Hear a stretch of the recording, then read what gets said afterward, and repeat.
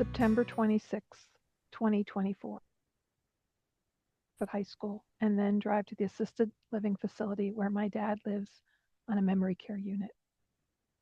Do they really care for his memory?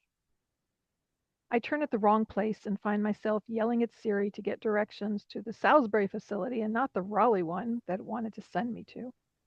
I make a U turn and find my way back. I am new to this town. It's been almost a year since I've lived here, yet so much of my time has been spent driving back to Charlotte to work. We moved my dad here at the end of June. It's now September 26th. He has moved from walking all over the place, giving seminars in the lunchroom meeting, and throwing things in his room, to sitting quietly with his eyes closed while I feed him breakfast. Parkinson's disease is a gradual decline. 18 years since he was diagnosed. 8 years since his first back surgery that kicked off the hallucinations and behavior issues. This is common with Parkinson's post-surgery anesthesia and pain meds. They all complicate the disease. They can induce or worsen dementia. Here we are 5 years past COVID when the world was shut down, all in the name of protecting the health of our seniors. How ironic. 5 years he was cut off from his regular activities, his social events. Engaging with other people and playing cards is a great cognitive exercise. Muscles weaken when they are not used. The brain deteriorates when it is not stimulated. 5 trips to the emergency department since June. One after he moved in, and one hospital visit the day he was supposed to move in. I almost did it, he told me more than once, referring to having the TIA, the stroke-like symptoms. He thought he was getting to leave, to release his failing body. A month ago, I was worried about him getting up unassisted and falling. Today, I help him to his recliner chair to sleep more comfortably. I just want to collapse, he told me. So many falls, but usually on third shift in the early morning hours when he wakes up to get out of bed, to go to the bathroom. Don't we all? And why do we expect people to stop this normal behavior of getting up from bed to go to the bathroom? Why do we treat our elderly this way? Is this what we want for the end of our lives? We can do better. I remember the first time I learned about assisted living facilities, probably 30 years ago. Such an improvement from nursing homes, and now they look more like nursing homes with less skilled staff. We found the most highly rated place with the best patient to staff ratio, yet it's not good enough. Not good enough for my dad in the end of his life. If I had extra bedroom in the first floor, I would bring him home. I would bring him to my house with round-the-clock caregivers. And yet, this would take a toll on my family, and maybe a bigger toll on me. Yet, this is my dad, and this is the end of his life. We have debated hospice for nearly 2 months, and now is the time. We let go of 4 amazing skilled home health care staff in order to say yes to hospice. Rules, government-guided rules for reimbursement. No therapy services are paid for with hospice care. Is this in the best interests of our seniors? I know it's not in the best interest for my dad, yet we make decisions so Medicare pays the bills. Why does money drive the quality of care? As aggravated as I am by the level of care at this highly rated place, I see the level of care and the conditions of this place compared to other places. Yet, no matter the place, the people make all the difference. And every place has amazing, wonderful, caring people, and every place has angry, short-tempered, aloof, or uninvested people. Sitting in my hammock on my porch today, as light rain and the wind blows, the wind chimes. Sad, soft songs play on my phone. I contemplate how I can make a difference. How can I make a difference for my dad? How can I make a difference with the system? I can visit my dad for breakfasts on days I don't go to work. I can bring him a homemade smoothie and feed him eggs. I can sit with him and reassure him that we will all be okay and help him get comfortable in his recliner chair before I head on my way to jump into the rest of my day and figure a way to make a difference for others, for my and for my future. Well, hello, this is Don, And this is Gina with Focused Healthy Family. and this is podcast number 2000. 2000. We're going to go that big. No, what? 2008. And today, 208. what did I say? My my brain's not connecting. To 208 is what I. And today we're facing feelings again, and this time we're talking about personal caregivers. Um, but before we get started, I got a couple of jokes for you. Let me bring them up here and tell you what they are. First one is, I used to be a caregiver, but now I'm having a hard time finding a new job. All my references are dead. Let me get the other ones. Where are they at? Here they are. Here's one way of making sure that sales promotions won't go bankrupt your business. A sign on a local barbershop read, "We offer senior citizens discount. Must be at least 80 years old and accompanied by a parent." And the last one is, how can you tell you're getting old? You go to an antiques auction and three people bid on you. It's fun to lighten the mood and laugh a little. My dad was always enjoyed a good joke himself. Well, and today we're in doing something a little different. We're working on if I can hold this A up. little There of we it go. there. It's kind of want to get, yeah, It's struggling with your I face. know with Put my, it it's directly in hard. front of your face so it's not trying to zoom That's in. true. That That's not doesn't doing any work at good. all. I can, Wait, you have it. Wait, slow, slow, slow. Bring it over to the towards your face. No. Wait. oh, Oh, there. Oh. I don't know if you, okay, I'll just read it. You want to try to hold it up? There you go. Jan Luther's Grief is Morning Sickness, If you written open up, by our wonderful friend you want Jan to open up Luther. where the thing is, it's just a pretty short. Grief is an inconsiderate guest. It shows up uninvited at the most inopportune times and always overstays its welcome. Is that the tip? Yeah, that was it. I was going to save that one for another day. So, not exactly a tip today, but Yeah, I guess sharing information from our beloved friend and her amazing book. We can obviously post that in the links. so it shows up. Um, And so we're talking about facing feelings. So I wrote that blog post just over a year ago. It was, goodness, the 26th of September. He passed away October 8th. So that was what, 2 weeks before he beforehand, yeah. passed, right when we initiated hospice care and he was really declining. And he was ready to say goodbye to this life and his body that was failing him.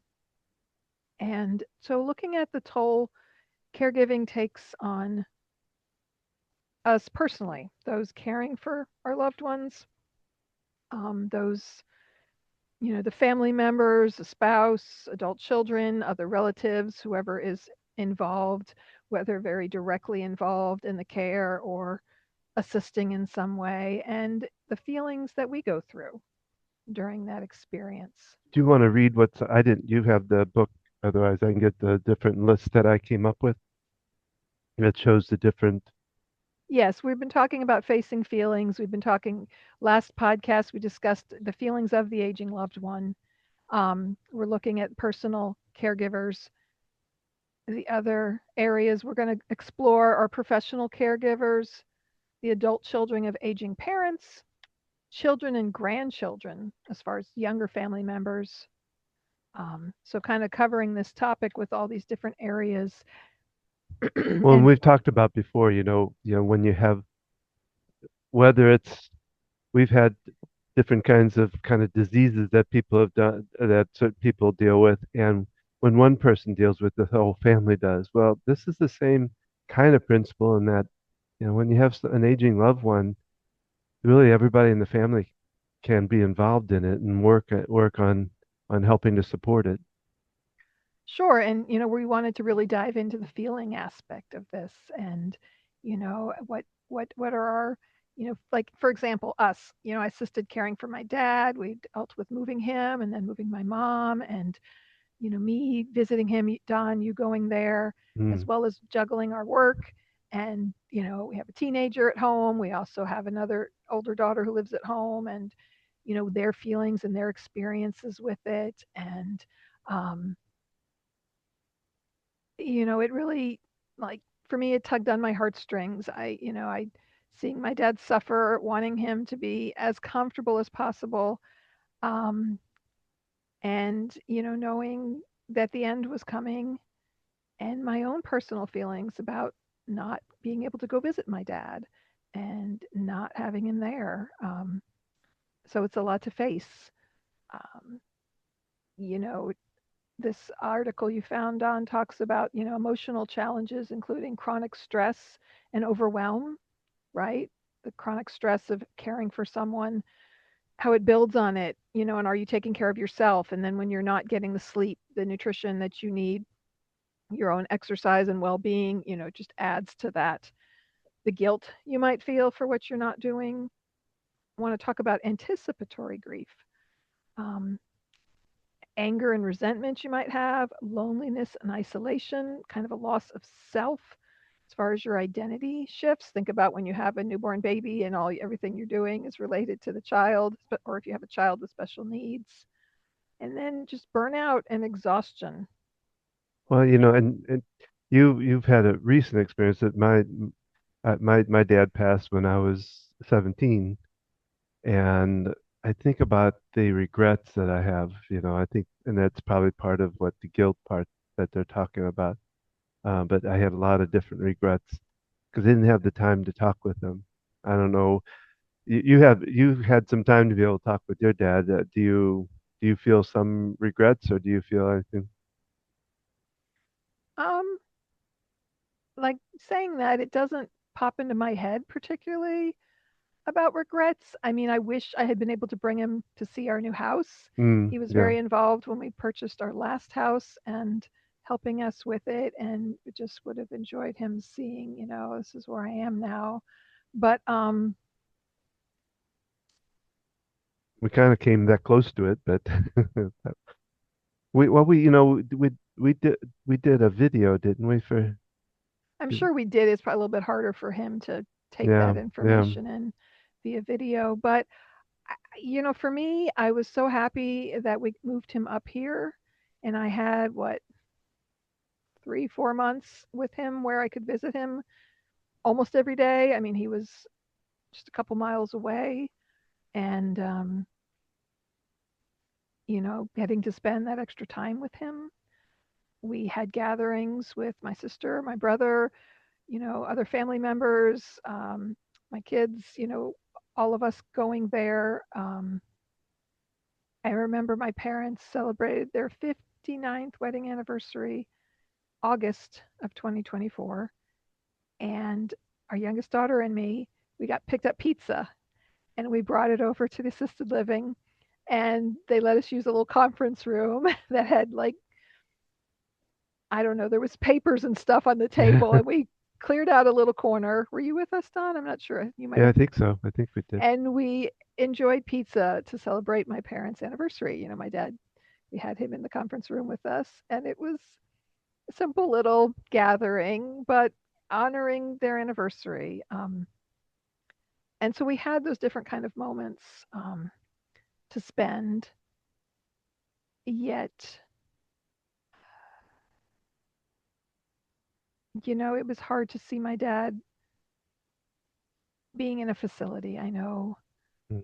we realized it was so much on my mom caring for him, and it was not in his best safety interest. And he really never tried to exit.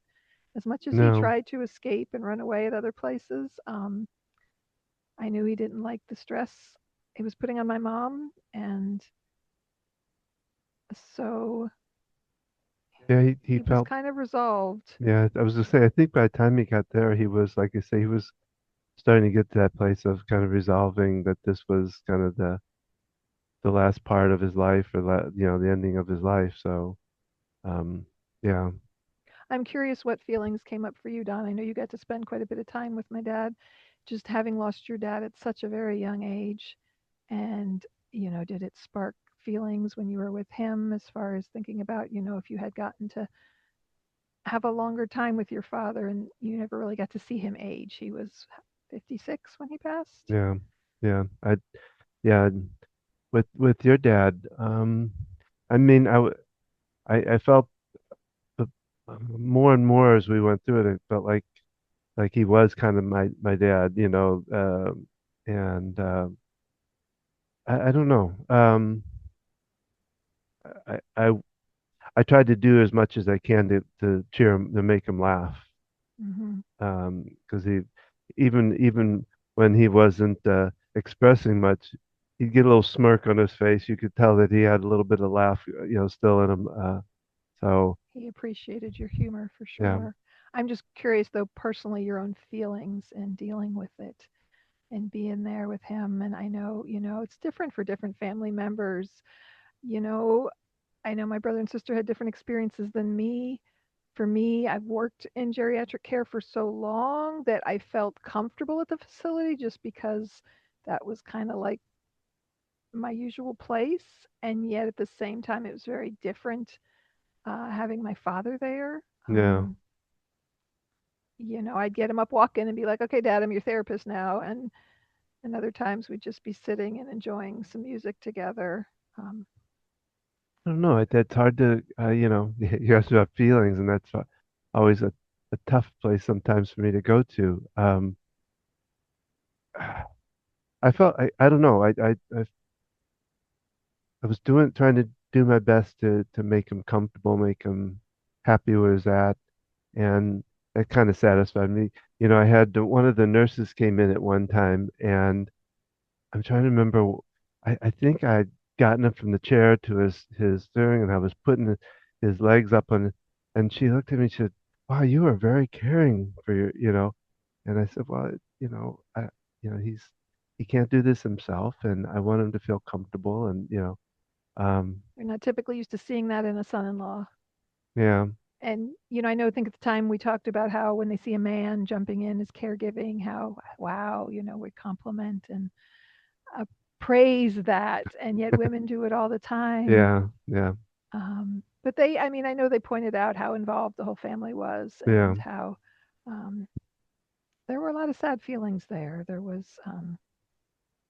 frustration at times when he was a little agitated, and Oh yeah, what sometimes I went and I brought things to do, and we were too busy going, I don't know, just moving about, keeping an eye on him. And then there were times when, well, more near the end, when it was just sitting there with him. But yeah, there were frustrating times, when you got that. I'd get the call at 2 o'clock in the afternoon that something's happened, or that this has happened. Can and I'd go run there, and luckily it was very close. It was so it wasn't too frustrating. Um, yeah, he did have some moments of agitation and just yeah, nothing distress. wasn't he wasn't terrible with it, but yeah, I don't know. It felt kind of loving to be there and support as best I could. Um, he's he's done so much for us with our as a family through our whole married life, and always been there for us. Um, so I wanted to be able to give that back to him somehow. I know for me, the toll was more on just managing my time and feeling like my kid who needed me, and having to be there for my dad and what took precedent. So that was emotionally difficult for me. Just uh, that feeling of needing to be everywhere at once, feeling like I need to clone myself. So that could be very overwhelming. Especially at that time, I was still driving to Charlotte to work. Yeah. And that, from where we live now, that's 40 miles. I mean, depending on traffic, anywhere from 45 minutes to an hour plus. Um, so that added that extra element of dealing with that.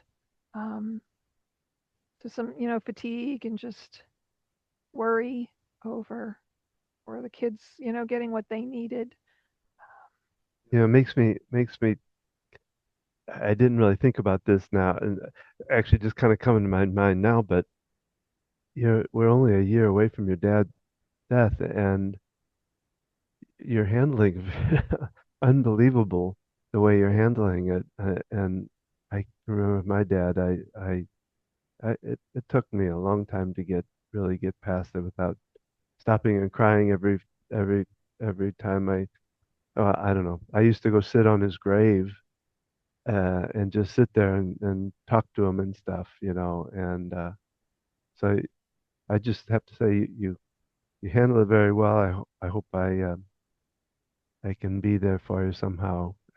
Now that I think about it, that I need to be here a little more for.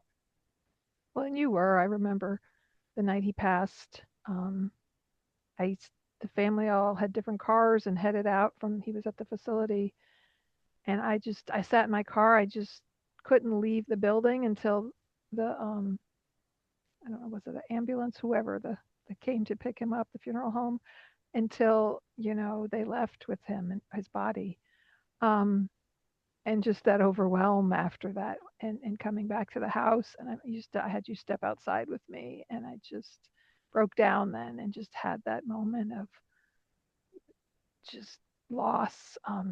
And you were there. You got it. And obviously, losing your dad at 17 in a way that he had gone in for surgery, and you knew he had issues with his heart, but nowhere did you expect that. I mean, Yeah, to no. happen. And he was 56 at the time, as you were a teenager. And Well, it was a whole day of it. It started at 2:30 in the morning, and when we got there, he was fine. He came out of it. Then he slipped out of it. Then he kind of came back, and in fact, we went in and talked to him at that point. And so it was kind of interesting, a whole day of that. You're you had a worn whole out. day of it. I had years. Yeah, yeah, And then yeah, I had months when he was up here. I mean, he had a progressive illness. I knew when he was diagnosed with it. I worked with people with Parkinson's. Really seen end stage Parkinson's and what it can look like. And I remember thinking that would be the worst thing. And just physically, it can affect you. And then mentally as well. And just my dad's hobbies were all pretty physical involved. And just that long, slow decline, and just, anticipating what that future would look like, and that initial grief that I felt. And then, things were fine for a while. And then when things started to get worse, that sense of like, how long is he going to have to suffer like this? That was probably almost a tougher time period, hmm when we'd have to run from, I'd have to run to the hospital or the rehab center where he had, broken a window or whatever had happened. That was a tougher time emotionally for me. Once we moved him up here, it was sort of, we didn't know how long he'd survive, but coming to terms with it. So just, and obviously I was just shy of 55 when he passed.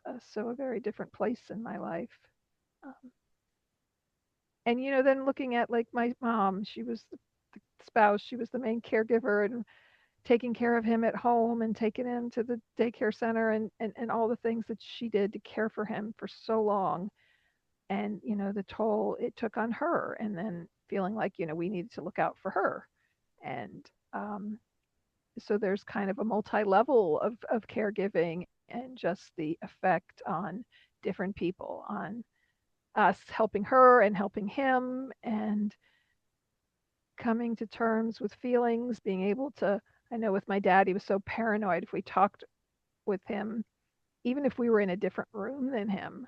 Like I remember one time we were meeting with the people who assisted with helping to move, and we met at a little restaurant, outside the house, and there was a caregiver with my dad, just because he was paranoid. We were talking about him and he didn't, and so just being able to share those feelings, and we had to do that outside of his presence even, and just knowing that, I don't know, just the toll it's taking on my mom, thinking about caregiver burnout. Just I found an article. This is from Cleveland Clinic. Caregiver burnout is a state of physical, emotional, and mental exhaustion that happens when you're taking care of someone else. Stress caregivers may experience fatigue, anxiety, and depression. You can reduce your risk of burnout by participating in respite care, joining a support group, or talking with a mental health professional.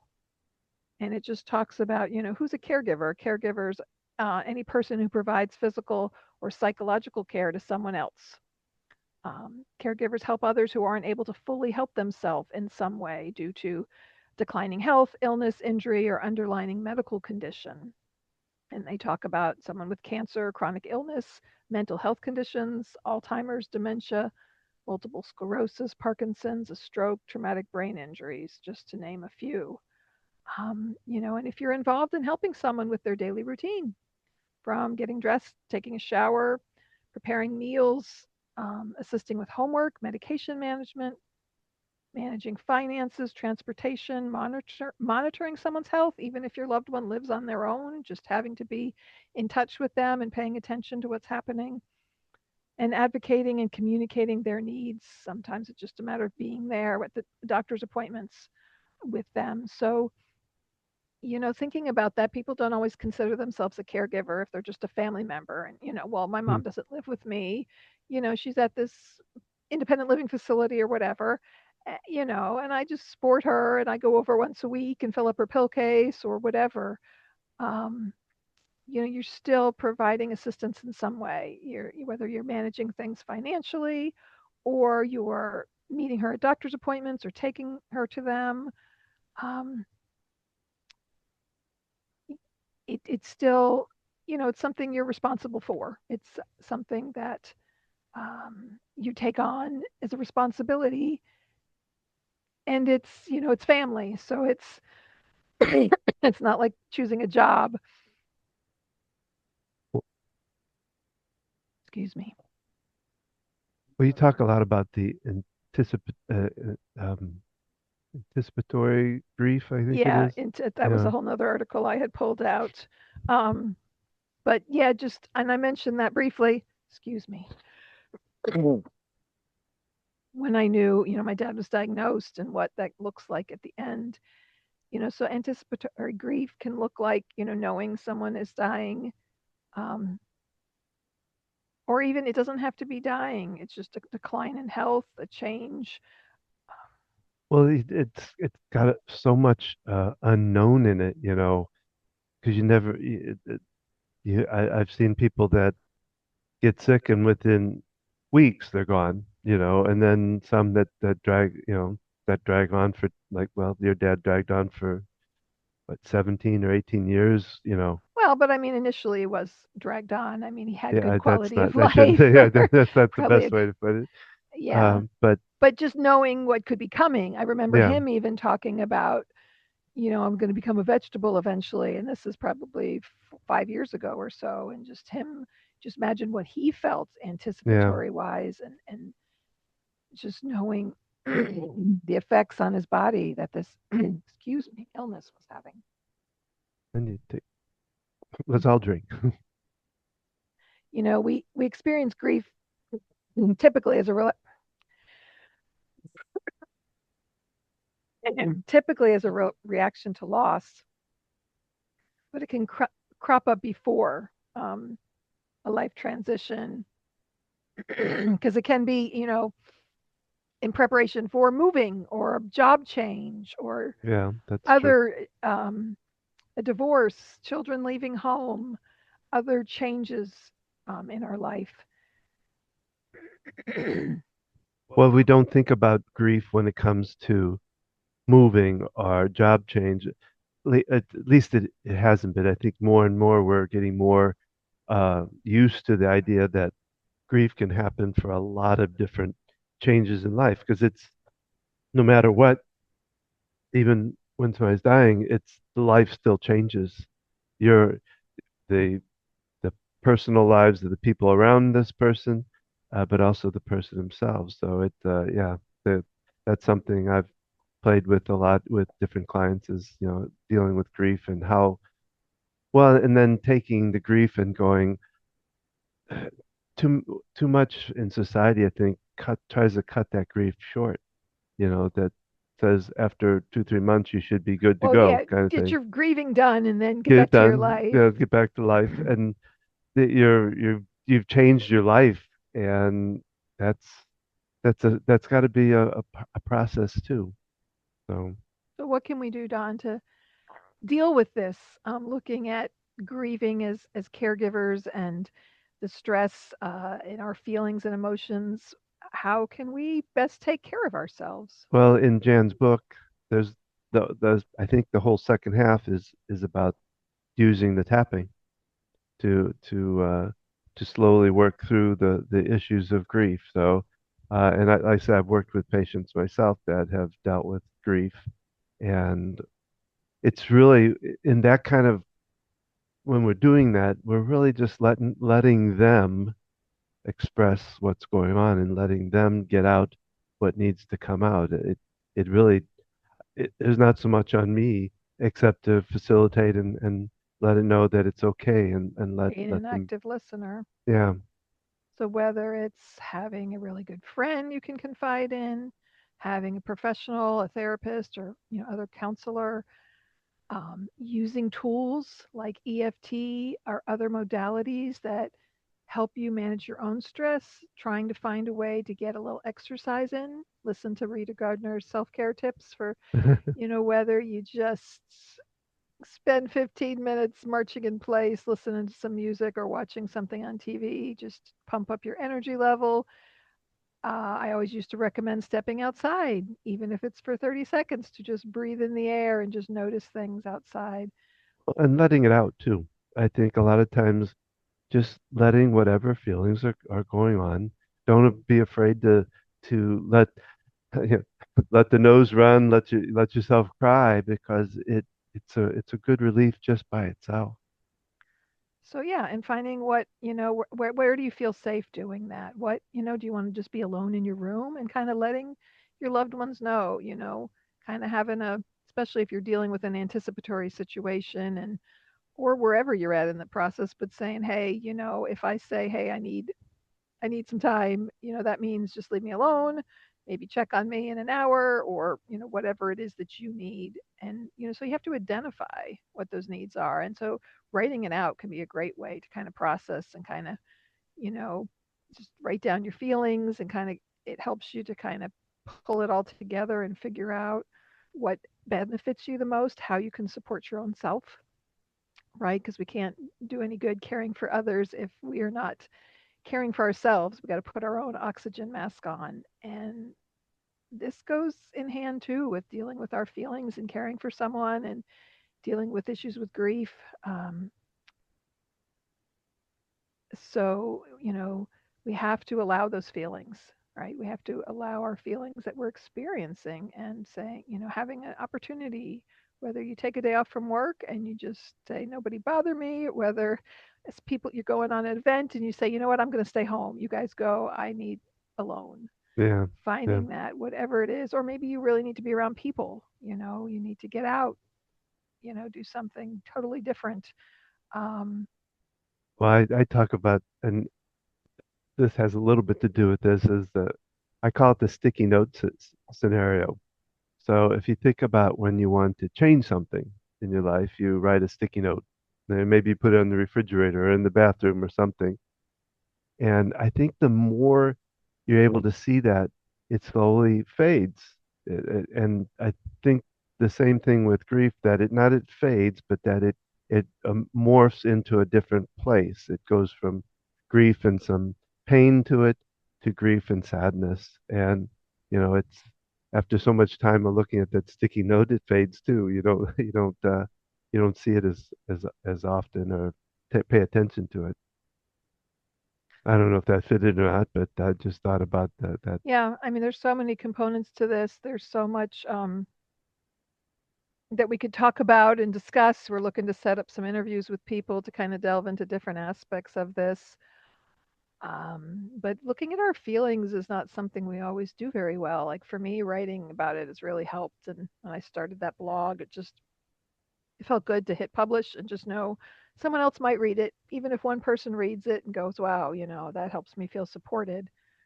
That was kind of all that I needed, and just me being able to state my voice out loud helped me quite a bit because that was something I struggled with most of my life is being able to speak up and speak my feelings. I was always the polite, quiet one who did what I was told, followed the rules, didn't cause a fuss in a situation. And but because of that, I often felt invisible and ignored. And so for me, getting those feelings out and expressing them, whether sometimes it's scribbling in my notebook. If I'm angry, I've done this angry at you, Don, and it just write it all down and get it all on paper. It is really a release to do that. I know I've talked in my own support group with the other women I'm involved with, writing a letter to someone, even if they're passed or you're not going to send it, but just the act of writing it out can be releasing. You can write something out and then burn it, do that in a safe manner. You have a charcoal grill outside or a pit or somewhere you can do that safely to release it, or however it would serve you. So we'll be delving more into these topics of facing feelings and how it affects different people and caring for people. You have any other thoughts to share, No, Don, today?